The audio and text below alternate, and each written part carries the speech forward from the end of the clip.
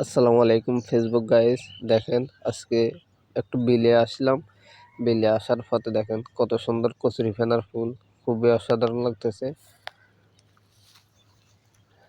বিলের সিনারিটা, আমাদের বিলের পানি আস্তে আস্তে শুকিয়ে যেতেছে, তেমন এত পানি নেই। অনেক মানুষে জ্বালা বীজ ধান বসাবে ধানের। এই খানটার মাধ্যমে খুবই মাছ আছে, অসাধারণ মাছ। মাছগুলা দেখা যাইতেছে টাকি টুকি মাছ, আদা দেয়। জাতীয় ফুল শাপলা।